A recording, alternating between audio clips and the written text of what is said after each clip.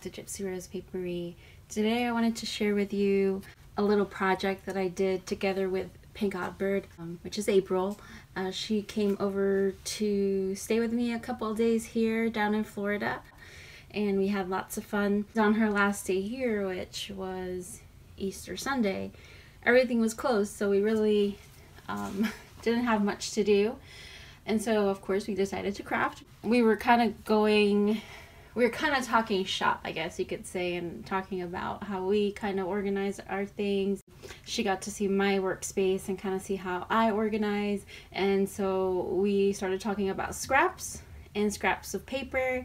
And I showed her I have a little, like a little briefcase filled to the brim with scrap paper. So we decided to try and do a junk journal in the one day that we had left, that she had left here, and just using my scraps, all of my scraps. So that's what we did. And so this is the size that we decided on, which is a B6 eyes, which I believe is 5x7 or maybe just shy of 5x7. And this was just in my fabric scrap pile, so we tried to utilize all the scraps that I kind of had laying around. So this is just unattached or a detached closure. It's just some fibers, and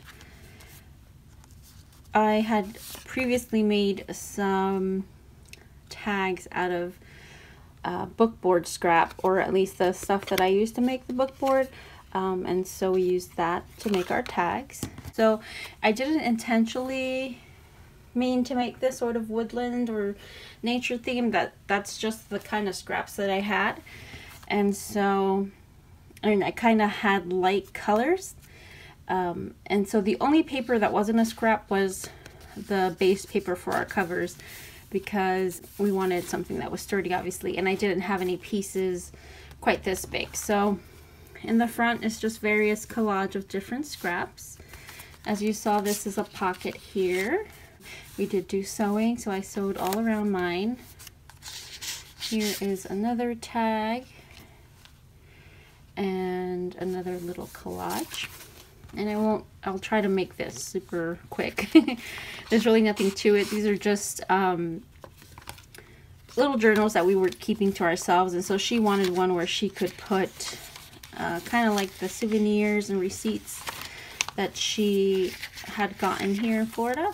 And I just wanted something that I could take notes on. I kind of have a TN in this size that's empty right now. I just got it. And so we decided to make these for ourselves.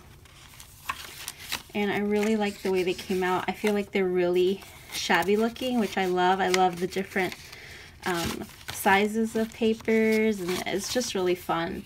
But one thing we were saying is, like, you know, you never know quite what to do with your scraps. And if you're anything like me, I mean, this was a scrap that I saved. You never, I mean, you don't think of what to do with something this size, or you have a hard time kind of thinking of what to do with this size. So I just put them all in here like pages.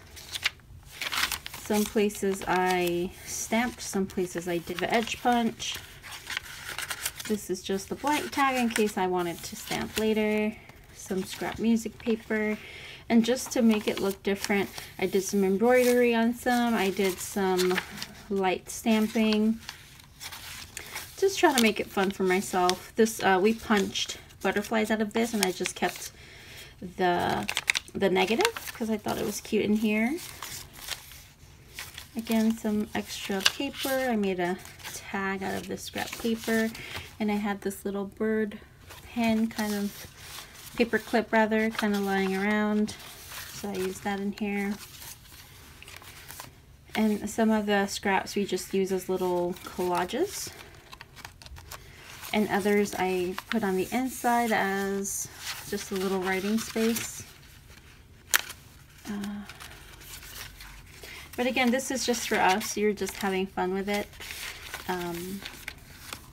But anyone can do this. This took us not even an entire day. It took us less than a day. I would say, I think we calculated it to 5 hours is the total amount of time, and that's with us taking breaks for lunch and that kind of stuff. So super fun. I highly encourage everybody to kind of just break out their scraps, and this is a little tuck spot here, and just make a little book for yourself. Just something maybe that you can carry around in your backpack or your purse, something that is stress-free. And so I didn't try really to match everything. It just happened that way that we had stuff that matched. But just really enjoying the process of making the journal without really much attention to theme or anything like that. Just kind of going with the flow, and that made it super fun. And I think that's why also we finished so quickly, because we were just putting the pages together. We arranged them in order. We then distressed whatever we were going to distress. We sewed whatever we were going to sew. We stamped whatever we were going to stamp.